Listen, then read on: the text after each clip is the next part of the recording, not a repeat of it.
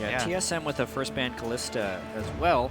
Looks like Counterlogic Gaming's probably going to be banning Azir the whole series at this point. Maokai's maybe like until TSM takes a game off CLG, CLG's not going to deviate from their bans. They had the same bans in pretty much all their games against Team Impulse, and it looks like they're doing that here as well. Great pickup in Alistar. This still leaves Braum open. We saw the Janna play last game as well. Counterlogic Gaming doesn't have to pick that yet, though. Go ahead and get what they want for top. This will give a lot more power to Lustboy for those high impact roams early on, and we'll see if he can actually use this, because this is Alistar is pretty much the best tool that you can possibly have for early game roaming around.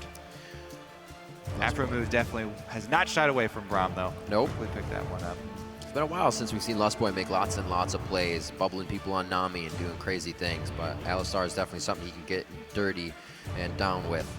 See what CLG has on their side. Feeling pretty good about the last game. May not have to show anything if they want to get a like composition. The Gragas will still be their Forex Smithy, so he continues to run that champion consecutively pretty much in the jungle. Along with that Echo, and they'll get Jinx for double lift. Yeah, it's the next best turret killing champion. Second to Tristana here for double lift, but it's much less versatile. I mean, in his games on Jinx, he definitely seems to die more because he's still somewhat in the Trist style, but he's just not nearly as elusive. Especially against Alistar, depending on how much dive TSM picks, this could be a very dangerous game for double lift. See what TSM will do. We did see Ezreal towards the end of the season. Still definitely an option for these guys if they want to go for it, but the picks they have been going for shy away from that. It is also a good thing about Gragas. He's extremely flexible. They don't have to use his ultimate as an offensive tool trying to set up something like Yasuo. It is a form of disengage for Jinx, and they could try and top that with Janna as well. TSM are the ones who go for the other very big Cinder Hulk team fighting jungler, though, and they're the ones to grab Echo this time around. Yeah, early on from the Team Solomid composition here, it is looking much more team fight focused. 2 to 3 frontline champions is kind of the standard for just big, powerful team fight teams, especially when you get a high damage AD carry in the backline. And Bjergsen would theoretically be on a high damage dealer as well here. Yeah, plus the front line that TSM have chosen, I really like this against Jinx. They're very hard to get resets on. Alistar being able to pop the ultimate, and Echo as well can go back in time. They want to try and deny double lift the reset.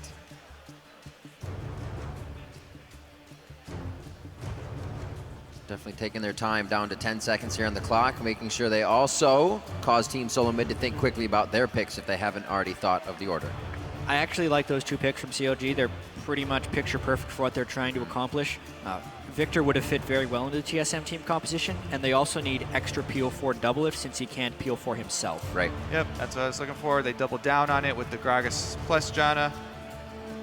Now Yasuo is a counter pick top. It's not good. Well, this would most likely be mid if they were to play it. They would blind. They would pick this into Victor if they decide to go for Yasuo. Slow thought for the lock-in. We saw both. Saw basically every champion that's been hovered yesterday. Yeah. Yasuo a comp of their own.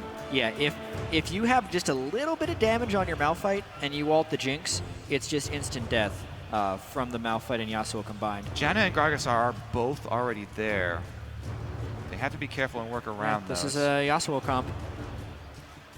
Top lane Nautilus.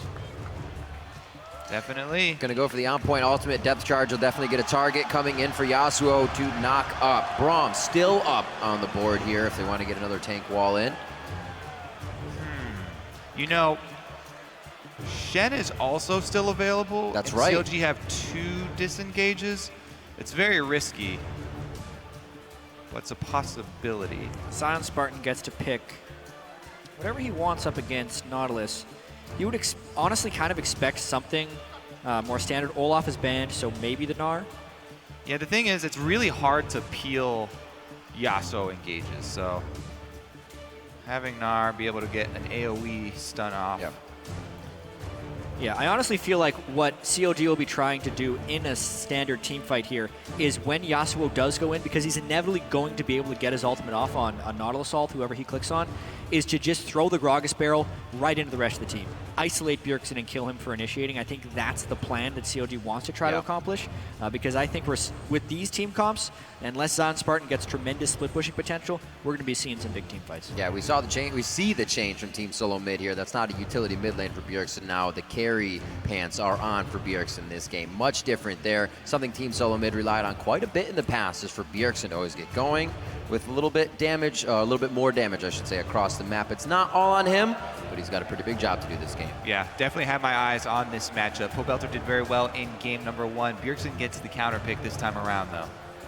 So as we make our way into game, you know what to do. Make sure you get your way over to Twitter. Hashtag TSM win, hashtag CLG win at LOL Esports.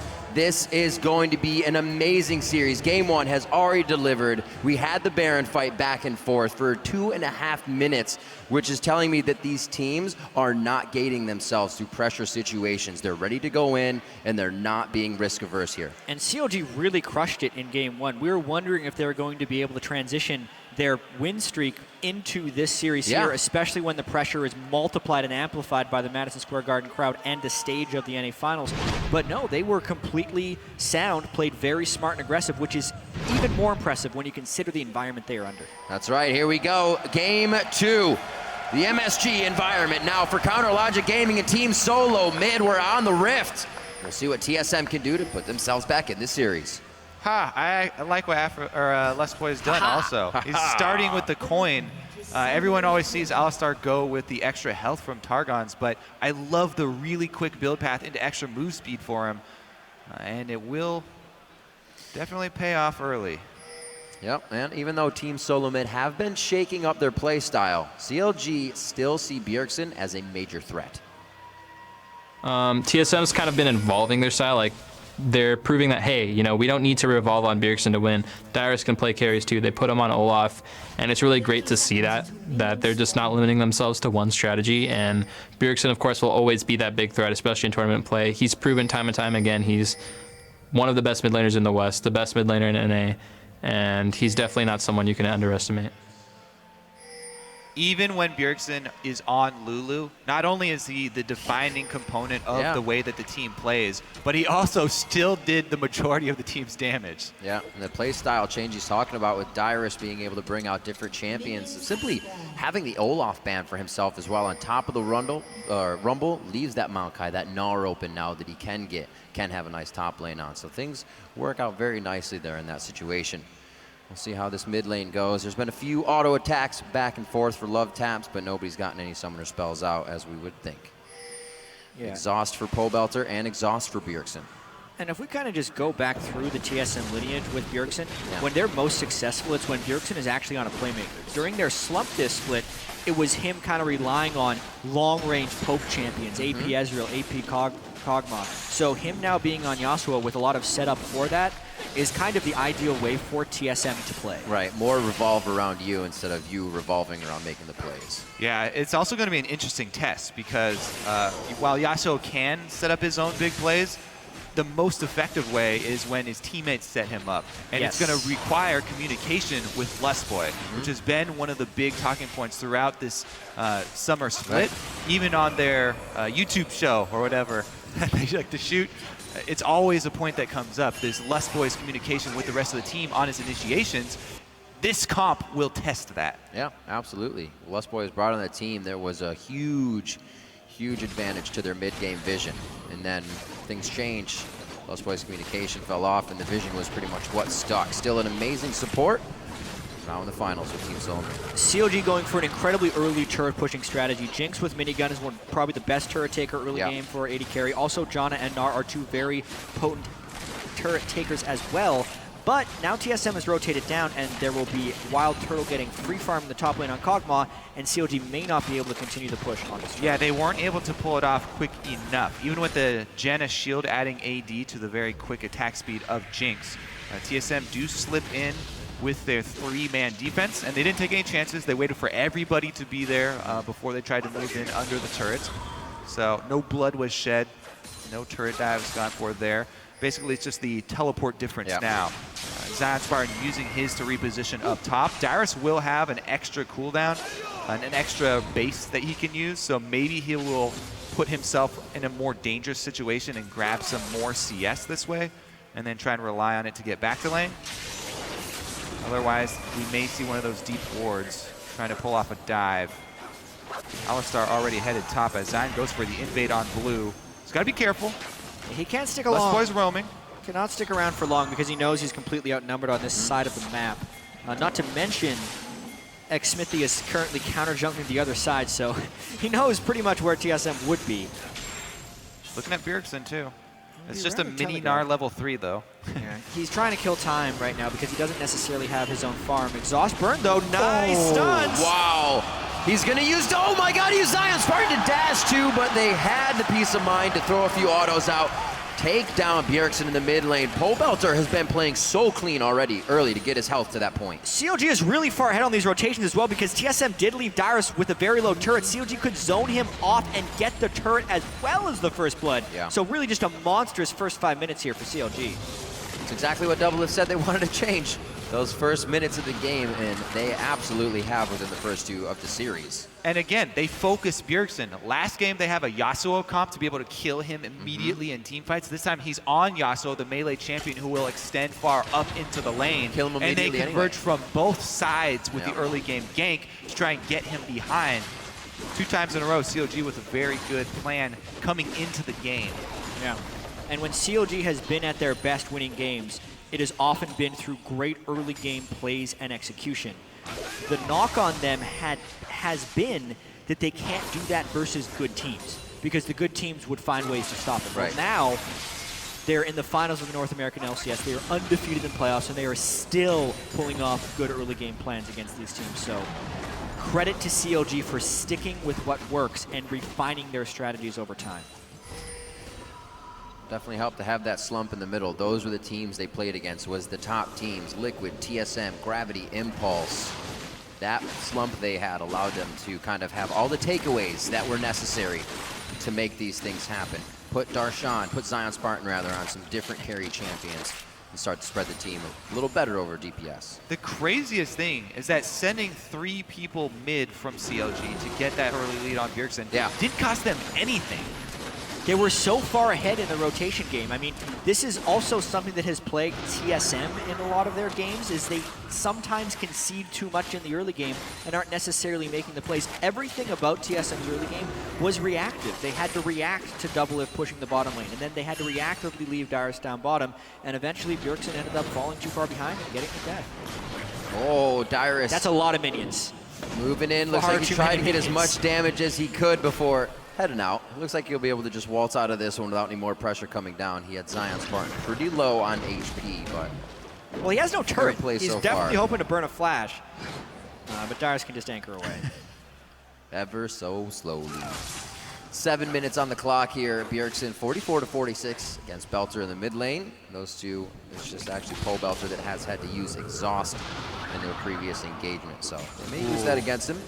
We're seeing the 2v2, however, now in the top with Santorin going hard on Echo. Doublelift just to take a bit of lane damage. That was a flash pulverize, meaning they have more time with Doublelift just outside turret range. Chompers onto Santorin. He's down to 220 HP. It's going to be the teleports in. Zion Spartan absolutely scrapes the floor with Santorin, throwing him against the wall. Lost Boy has to exit with the rest of the team stage left. Those flame choppers. It's not done yet, though. Both mid laners roaming up. Zion Spartan had about a half second of Mega Gnar left by the time he came into that one, and he got the kill by smashing Santorin into the wall. That also looked like a bit of miscommunication by TSM. It looked like Santorin was willing to say no thank you to the gank, and that's when Lustboy flashed into the turret. We just talked about TSM having the communication test and whether everyone would be on the same page as Lustboy. It definitely did not appear to be the same page for TSM there. For a second, though, it did look like, no, this is going to be okay, but that's where the communication goes wrong, is when one person has that thought and the others don't. Let's see it one more time. All right, so there's the big chunk. After that, Santorin's ready to go out of tower range. Yeah. Santorin only turned after Lustboy had flashed in, so that was very much looking like a play that Lustboy just made, and then the rest of TSM had to react to. His His parallel convergence also left a small bit of ground between the wall, and then walking up into that one flame chomper. Poorly executed there. Yep. And now they're left with a 2,000 gold deficit, already down a turret, no real way to answer it, and they are not in position to take this dragon because Santorin suffered a death and is now very far behind Xmithie in the jungle. This is a disastrous early game for Team Solomid. And honestly, with the way CLG closed the first one, you got to be getting a little nervous here for TSM. Real chance of going down 0-2 here. The Zion Spartan was the guy to get going last time on the Yasuo. 2-0 already. Dragon's going to go down sub 10 minutes over the side of CLG. One turret is already there, so they can start to work a different lane with double lift. Yeah, as much as CLG lost early game in the last semifinals, during the regular season they were among the best. Yeah. Returning to form here. And Pobelter able to pick up the blue. Now his wave clear is going to go into overdrive. Yeah. It's going to be very difficult for Bjergsen to do anything but farm in that mid lane. Unless he gets a gank assist, but Santorin is rather weak right now, so the gank assist wouldn't be that strong. Something reminiscent for them. Going a little bit too aggressive, continuing to put them behind is something they do not want to do. It's happened in the past. Dyrus taking good damage from Zion. Doesn't actually receive any either, so he's slowly just winning this lane continuously. Yeah, CLG, they need to work off this because both of the kills, the first blood cash as well as the second one, going to Zion, this is the point of power that you want to work on. When you get one member this far ahead of his lane opponent, you want to help that person out by giving them wards, plus also picking fights near that person's lane. That's what the junglers usually gravitate towards, the winning lane, so that they can also feed off of that advantage. All right, Counter Logic Gaming setting up a little bit of defense now on their side of the map. They do still want to make plays, but they want to make sure TSM doesn't have any way to get their foot in the door and get themselves back in. A 2K gold lead can still swing any way with the way these games have been going. So it's up to CLG here to keep this one on the up and up. Pobelter doing a great job in the mid lane once again on Victor. Just getting another comfort pick. Played it the first game. Same with Xmithie. They're getting champions they feel comfortable on right now. Well, specifically because Pobelter has been able to get to his Hex Core upgrades so easily, he's now just repetitively shoving Bjergsen in, which just gives the rest of CLG so much freedom to set up deep wards. Pobelter pushes the wave in. They know exactly where Bjergsen is because he has to catch the wave of his turret. Pobelter then roams down to help Xmithie and Zion, who are getting deep wards within the jungle. It is just a well-executed early game based off their early lead. And it's very difficult to punish that playstyle from Pobelter when their jungler is Echo without ward control. If Echo doesn't have the Fog of War advantage to throw parallel convergence with from beforehand, it's very hard for him to go in and make a play and try and combine with Bjergsen. Unless Bjergsen's going to charge his own knockup and set it up himself. And the turret right there was the fruit of CLG's labor. They had the deep wards, so they knew that Santorin wasn't coming from that side. They also knew that Yasuo has poor wave clear, especially before Static Shiv, and they very smartly rotate to take the mid lane turret. CLG is playing a spectacular first 12 minutes of game 2 here. Really making things work in their favor, spreading that gold lead to just about 3,000 now, with only being able to take down that mid turret, but push the waves. Still no kills yet as Team Solomid plays a bit safer here in their aggression that they're using to get to the turret. Not past the turret though. They don't want to go for a dive this time. Teleport about to come off of cooldown here for Zion. And CLG look like they're looking to make a play. Pobelter's going to beat Bjergsen in the roam up the river unless they match up 1v1. He's going to be mega. Howling Gale comes through. Oh my gosh, Zion Spartan. A beautiful hop over the team, throwing Lustboy back. The focus now onto Pobelter. Monsoon coming in from Afro, who may save Belter. Flashes out of that one alive, can still laser from the outside. And it looks like Team Solomid dropping like flies here. Back onto Pobelter. He may live, but no. He goes down to the riptide of Dyrus. Everybody is giving their last ounce in this fight, and Team Solomid actually comes out on top, dipping, dodging, and diving around the auto attacks. The skill shots. Bjergsen may have to give up the final fight, but 4 are down to the 2 of TSM. He's got the knockup. If he misses, that could be the pressure that he wants. Gets the cooldown. The boomerang is not caught from the the wind wall. Bjergsen does not have a dash though. And as they go toe-to-toe, they must tiptoe back out of the fight. Here we go. Super mega death rocket. Recall timer. In 3, 2, 1. Misses out just underneath. He's no turtle. Doesn't even cancel his recall. Who cares? What's he gonna hit him anyway?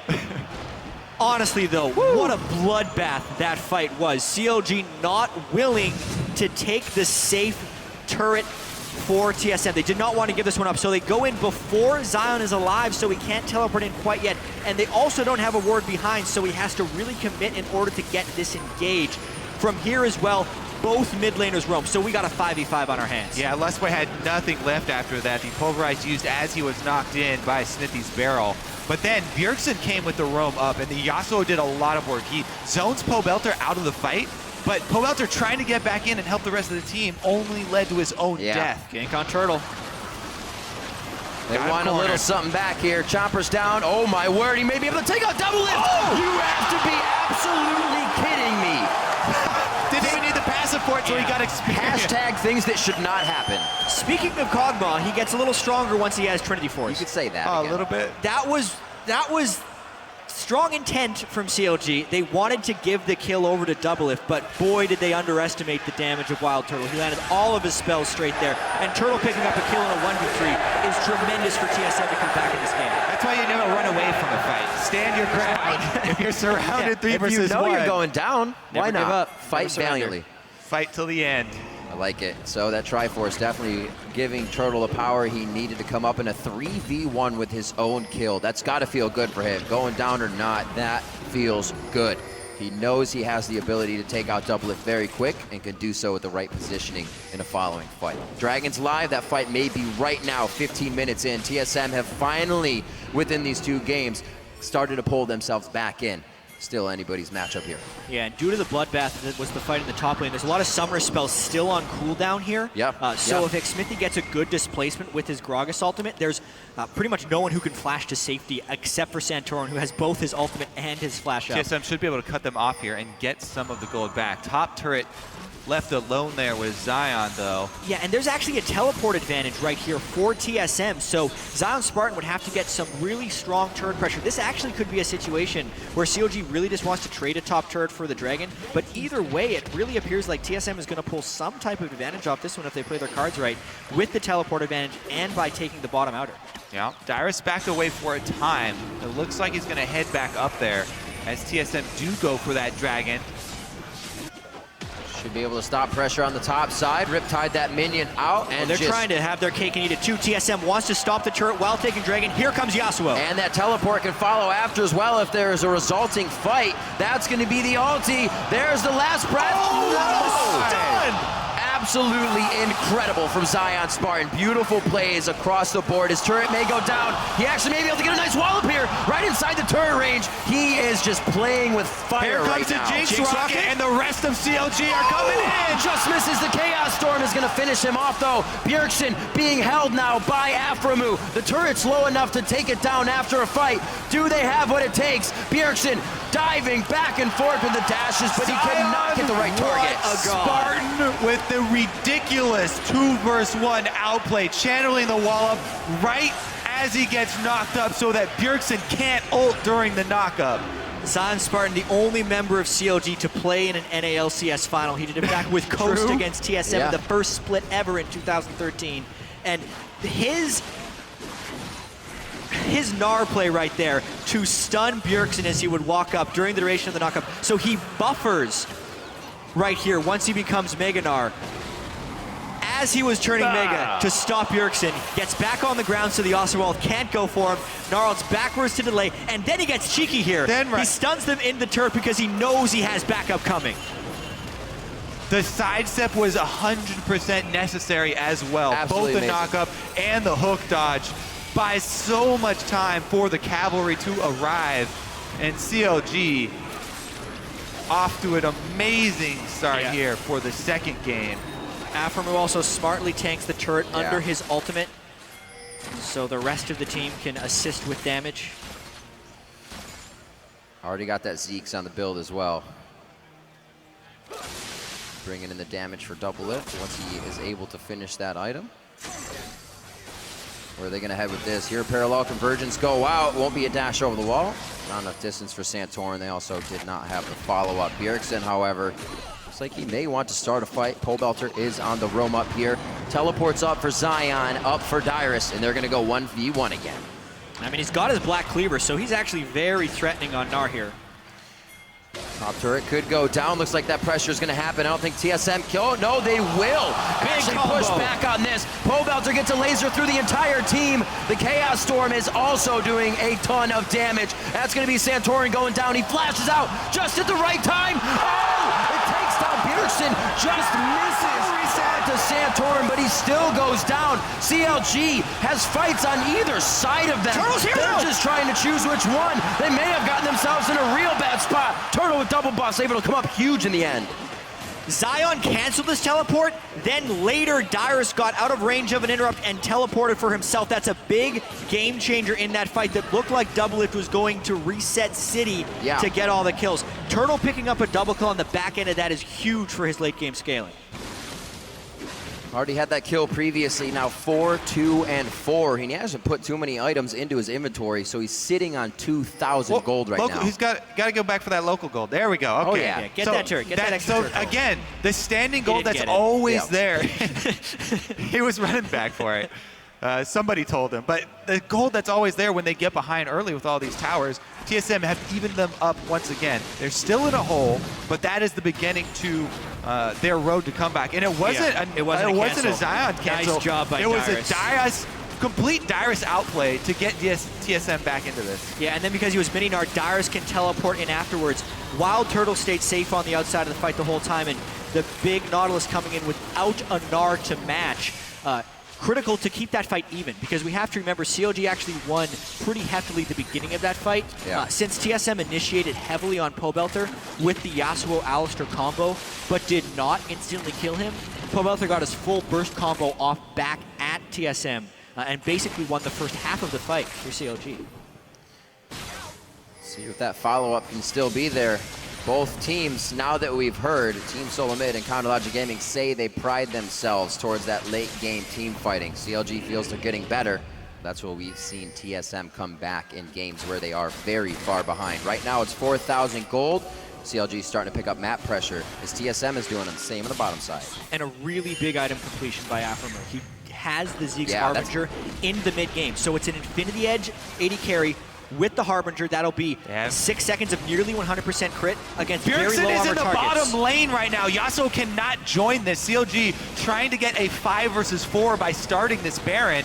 Yeah, well, they have it. Yeah, we had 10 minutes before this happened last time. Now it's 21 minutes into the game. They're staying on the Baron instead of fighting. Lustboy getting hit up. That's Unbreakable Will off onto him. It does not look like he'll be able to take too much more. Santorin on the very way. deep into the fight. Lustboy goes down, and they have whatever target they want. It's going to be Bjergsen trying to put that last breath in. Cannot trigger the ultimate, however. Santorin definitely going down. CLG trying to assess if they can still take this fight, but it's not looking good anymore. Wild Turtle getting shots off, but he's out of mana. It's all up to the auto attacks, and Pole Belter is running headlong into both Dyrus and Wild Turtle right now, but nobody can follow up in the Void Ooze. Nice stretch line coming in from Dyrus to start the fight once again. TSM was waiting to reposition, waiting to counter-engage, and another double kill for Wild Turtle. Pole Belter too far forward, and they turn it around. Dyrus with a key hook there, and they got the blue buff onto Wild Turtle. These fights are incredible. Having Bjergsen on a melee definitely makes for more exciting games than when he's on AP Ezreal, but this fight in particular was CLG overstaying at the Baron pit. If they wanted to force a 5v4, they needed to peel sooner. If they wanted to take the Baron, they needed to fully commit for the Baron. They were caught in between two choices, and the extended fight could still have gone either way, but TSM has the outplay, and they pull themselves back in this game. TSM making that choice for them. You got it, Lustboy. Turtle takes. Lustboy is happy to do so as the support. So we'll see this once again. Very long fight. Oh, yes. Lustboy just runs right into Zion, and they get a huge chunk on him. Yeah, now it's panic mode. Lustboy popped his ultimate early in order to dissuade the Baron, and as soon as that runs out, he actually gets hit. But no time for replays in this game. Caught on a Dyrus. Batting orders back around. We're back to the Baron and back to fighting. Dyrus looks like he could go down here without any assistance. An error on the board there, and CLG is going to set up shop. Yeah, persistent Baron pressure here from CLG. Dyrus will have his teleport up around the time that he respawns, so it's going to be difficult for CLG to really push this into a Baron. I think the game still stays close. One thing I do have to point out as well is the double Frozen Heart from TSM right now is doing a lot to make it so Doublelift can't take over this game with the Harbinger power spike. He has the crit, but he has no armor penetration yet. And as Kobe mentioned, it's really hard for him to take down Nautilus, Alistair, or Santorin. They're also doubly on those Triforces right now. 23 minutes in, that's a heck of a lot of damage for them to have. If they get the fight they want, you will see Counterlogic Gaming's health bars just disappear right now. Pobelter or Doublelift still have the ability to do that, but it's going to be hard with this front line of TSM. It's also hard for them to make use of this vision control that they have because they're facing Kog'Maw, and Turtle can just spam out artillery shots to check the brush. He keeps finding a target, and CLG haven't been able to make all of this vision control over Baron get them anything. Yeah, I think it's really critical for CLG if they want to win a fight to be able to isolate Wild Turtle somehow. Based on how aggressive Bjergsen has been, there's been heavy focus on him, but that's leaving Wild Turtle pretty free to hit from the back line, and he's been kind of crushing it. They're trying to burn down Baron while they fight the ward fight here in mid lane. Minigun Jinx, real scary, but this is, again, a dangerous ploy. They have the vision coverage. Here we go. They know it's happening already. Baron down to 14, 1,300, 900 HP. It's only Smithy. He grabs it. Dyrus very deep into the fight, but Pobelter's by himself on the back line and is forced to flash out.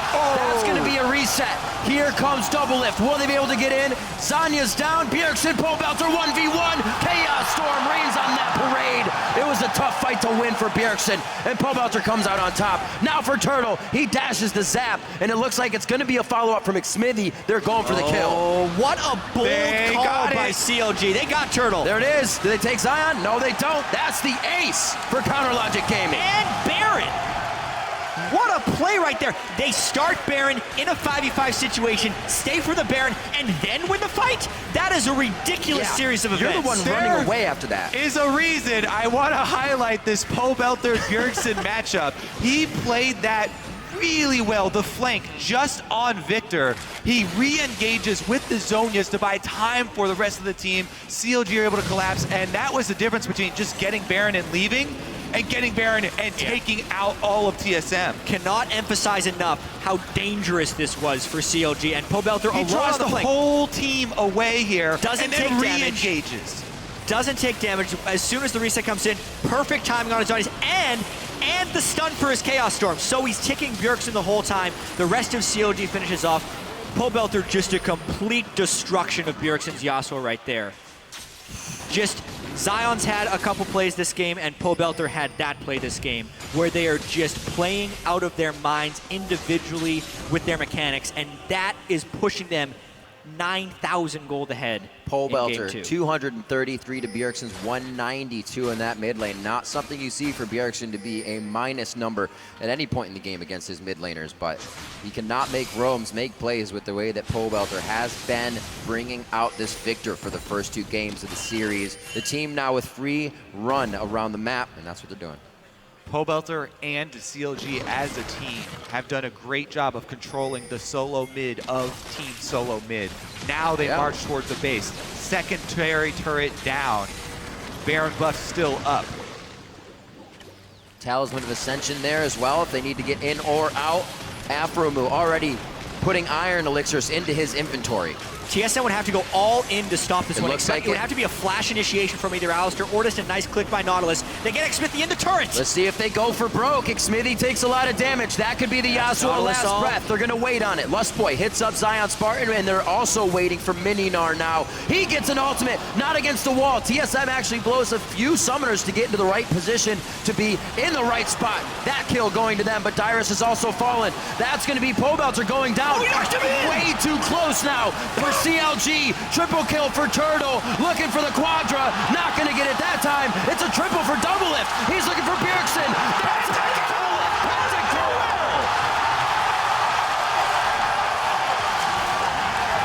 That pentakill came out of nowhere. That looked like the fight was gonna turn in TSM's side, but Doublelift the whole time was free hitting. That might be the game. It came off of Xmithy's explosive cast. And that is the game. Oh my God! 10 seconds to burn these down. They're running out of minutes. They're probably going to have to back away. Absolutely amazing play so far. If that's not the win, it might come shortly with that amount of power now just delivered to Counter Logic Gaming. A 12,000 gold lead, sub 30 minutes into the game with double-list pentakill. We have 39 kills in 28 minutes. Zion throws the team into the base, then Smithy will ult them back out of the base. Yeah, this fight did not start well for CLG, but they did have that gold advantage coming in. Smithy's super low, and honestly, they did a good job on the first disengage, but then decide to re-engage. Zion doesn't get the great Gnar ultimate. He wanted to get the wall stuns. It's honestly in the wrong direction. Yeah. Yep.